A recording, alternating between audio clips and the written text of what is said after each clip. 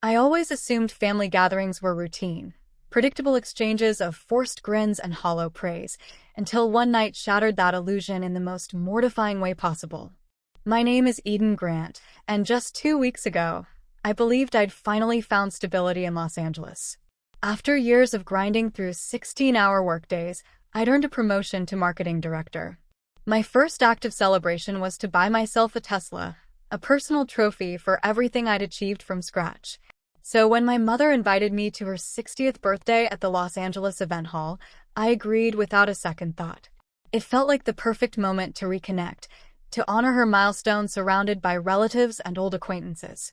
That evening, over 50 guests filled the venue, champagne in hand, soft music weaving through their conversations. My father held court at the center, discussing business, while my brother soaked up every compliment tossed his way. They blended in seamlessly, confident, at ease, admired. I sat at a side table, offering polite smiles, doing my best to ignore how invisible I felt. The lights dimmed as my mother took the microphone. Her voice, steady and proud, echoed through the hall. Tonight, she announced, my daughter Eden will gift her Tesla to her brother. The room went silent. 50 pairs of eyes fixed on me, waiting for my response. I stood, heart pounding, and said clearly, "That's not happening." My father reacted first. His hand struck my face with a crack so sharp the music stopped. My earring clattered to the floor, rolling out of sight. I wiped my lip, lifted my head, and walked out, the whispers trailing behind me. If your family tried to disgrace you like that in front of everyone, would you keep quiet or leave as I did? What would you have done? A week before the party, I almost convinced myself we were a normal family. It had been years since we'd all sat together without tension or criticism, and when Mom called to invite me, her tone was almost gentle. For a fleeting moment, I hoped things might be different, but that hope faded quickly. As always, I was just the daughter who didn't need help. Growing up, Mom always shielded my brother Ryan, no matter his mistakes. When he broke Dad's watch, it was an accident. When he failed classes, she blamed the teachers. When he wrecked his first car, she said he was under too much stress. And when he lost yet another job, she'd sigh, "He just needs another chance." I learned early that love in our house came with conditions, and those conditions never seemed to include me. Dad's idea of fairness was even simpler. Men deserved more leeway because the world was tougher on them. I used to wonder what world he saw because in mine, I had to work twice as hard just to be noticed. I put myself through college, sometimes juggling 2 jobs to cover rent. I skipped vacations, declined dinners, and built my career step by step until I finally earned that promotion. The day I brought my Tesla home, the car I'd dreamed of since I was a teen, the driveway was empty. No one came out. No one asked to see it. When I walked inside, Mom didn't even look up from her phone. "That's nice, dear," she said, then launched into a story about Ryan's new podcast idea. Ryan, who still lived off Mom's credit card, grinned like he'd accomplished something too. I didn't feel angry that day, just a heavy disbelief that no matter how high I climbed, I'd always be alone. The truth is, I never blamed Ryan for taking advantage of the comfort he was given. I blamed those who kept building the cushion for him, while expecting me to land on concrete. Mom called me lucky for being independent. She said Ryan just hadn't found himself yet. I wanted to ask how long that search was supposed to last, but I'd learned to keep my thoughts to myself. Nothing I said ever changed a thing. Then, one afternoon, a cream-colored envelope arrived in my mailbox. It was the invitation to Mom's 60th. The gold lettering shimmered in the light, and for a second, I smiled. Maybe this was a chance to reconnect. Maybe we could finally sit together without the usual comparisons. I even bought a new dress, simple, elegant, because I wanted to believe we could have one peaceful night. I told myself it didn't matter if no one noticed me, that I was there to celebrate Mom, not prove anything. But deep down, I wanted her to look at me and feel proud, just once. I had no idea that the night I meant to honor her would be the same night she'd humiliate me in front of everyone we knew. That evening, soft music played in the background, and for a brief moment, the room felt like family again. I remember thinking how calm it was, until Mom cleared her throat and asked for everyone's attention. She smiled the way she always did before making a spectacle. "Tonight," she said, her voice ringing out, "I have a special announcement. My daughter Eden will give her Tesla to her brother Ryan as a symbol of family love and support." The clinking of forks stopped. Laughter died. It was as if the air itself had turned to glass. Every eye in the room turned to me, waiting for my reaction. I felt the weight of 50 strangers measuring the value of my silence. My heart pounded in my ears, but I kept my voice steady. "That's not going to happen." The words were quiet but cut through the silence. Dad's chair scraped the floor as he stood, his face red, veins bulging at his temples. I could tell by the way his hand clenched that this wouldn't end with words. "Eden," he said, his voice low and threatening. "You'll do as your mother says." I didn't budge. He stepped closer.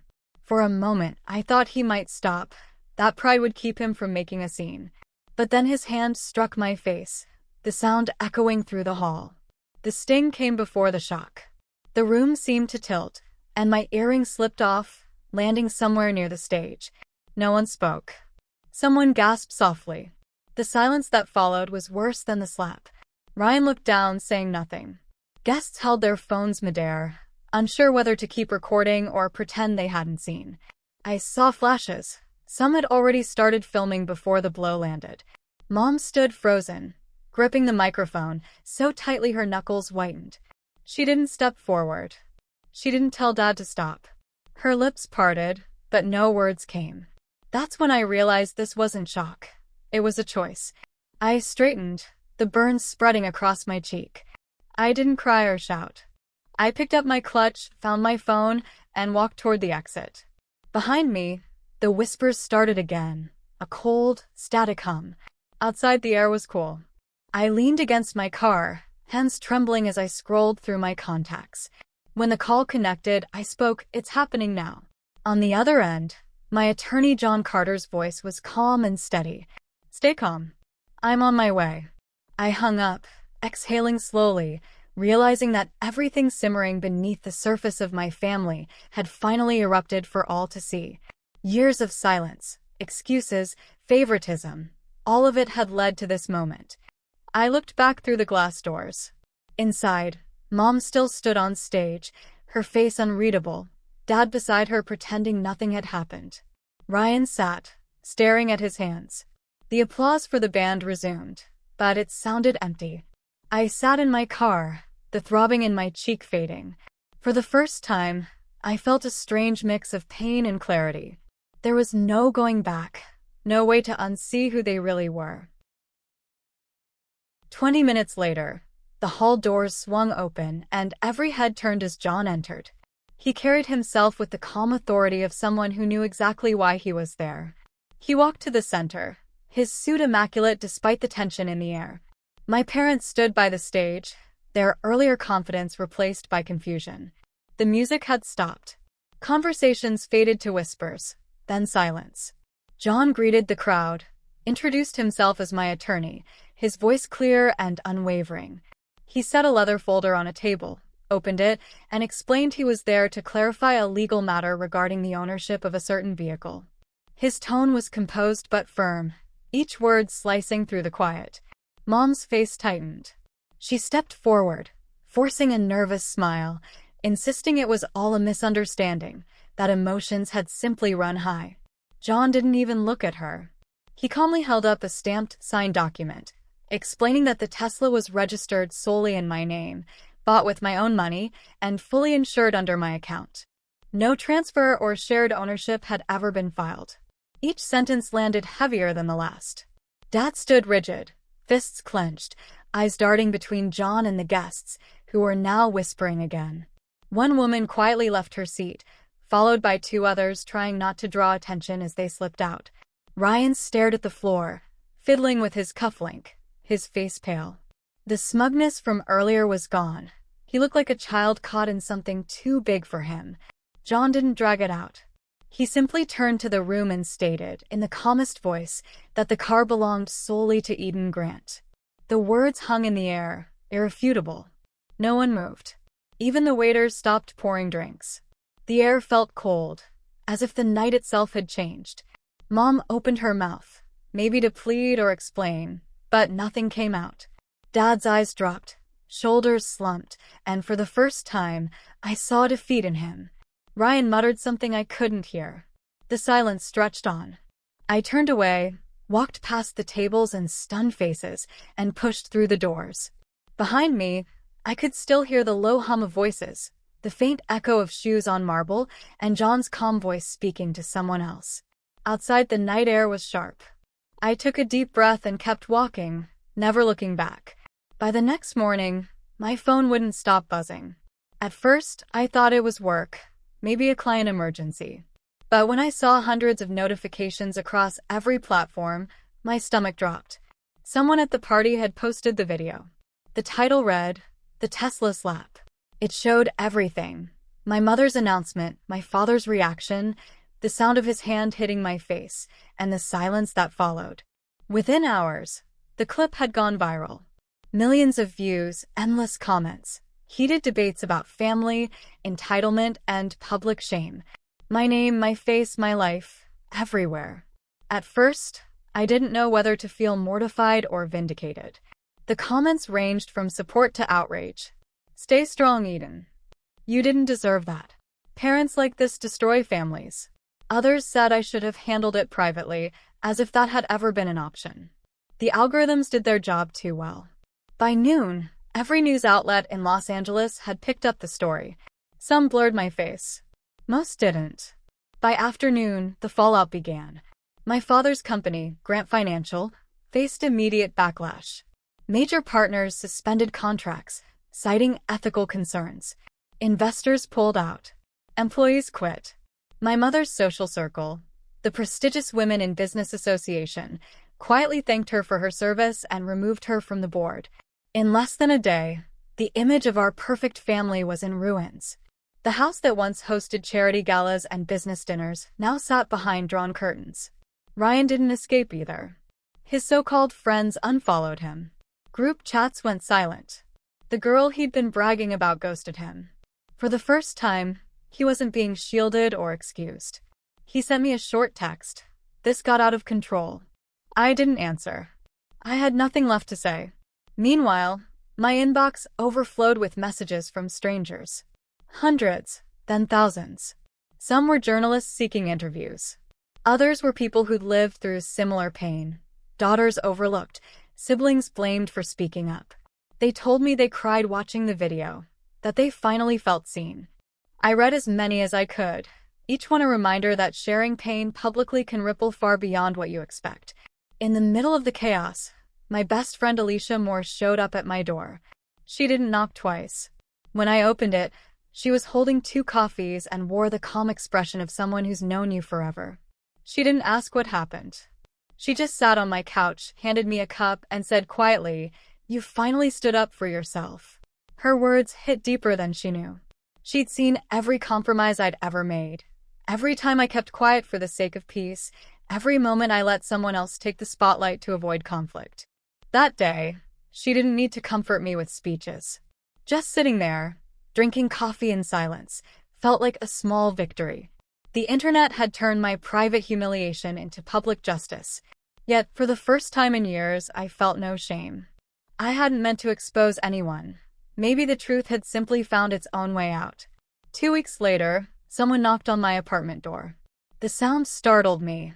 Hardly anyone ever came by unannounced. I hesitated before opening it, expecting a delivery. But when I opened the door, my parents stood there, holding a bouquet of white lilies. I froze. They looked older, smaller, their confidence gone. Mom's eyes were red, and Dad's posture was heavy, as if the weight of everything had finally caught up to him. For a moment, none of us spoke. Mom tried to smile, but her lips trembled. "Hi, sweetheart," she said softly, her voice cracking. Dad cleared his throat, gripping the flowers too tightly. "We thought we should come see you," he said, his tone stiff and uncertain. I stepped aside just enough for them to enter, more out of courtesy than warmth. The apartment felt too quiet once the door closed. Mom set the lilies on the counter. "They're your favorite," she said. I didn't correct her. They weren't. She just remembered wrong, as she often did. Dad took a deep breath. looking around as if searching for a safe place to start. "We've lost everything, Eden. The business is gone. Investors pulled out. Even the house might be next." His words landed like stones. I waited, letting the silence stretch. "You didn't lose me," I finally said. "You threw me away." My voice was steady. It wasn't anger anymore, just something colder, deeper. The clarity that comes when you stop expecting change. Mom covered her mouth, tears spilling down her cheeks. She reached out, trying to take my hand. I stepped back, not out of cruelty, but because I couldn't pretend anymore. Her hand froze midair, the gesture hanging between us like a memory of something that no longer existed. Dad lowered his head. "We made mistakes," he whispered. "We thought we were doing what was best for everyone." I looked at him, the man who once decided my future without ever asking me. "You were doing what was best for you," I said quietly. Mom wiped her tears. "Please, Eden, we're still a family." I wanted to believe that, but the word didn't mean what it used to. Family had become something fragile, built on apologies that came too late and trust. My phone buzzed on the counter. It was Ryan. "I'll try to change." That was all it said. I stared at the screen, then turned it face down. There were no words left to bridge the gap between us. Mom looked at me again, searching for forgiveness. I couldn't give it. I walked to the door and opened it. They understood. Dad nodded, guiding her out without another word. The lilies stayed behind, their scent too sweet for the room. When the door clicked shut, I leaned against it, exhaling slowly. My hands were steady. No anger, no tears, just a tired kind of peace. It's strange how final silence can feel.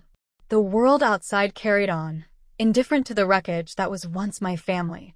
I locked the door, turned off the lights, and stood in the quiet, realizing that sometimes survival isn't about holding on, but about finally letting go. 3 months later, my life had settled into quiet. The chaos had faded, replaced by a calm that felt both unfamiliar and well-earned. Mornings started with coffee by the window, not tense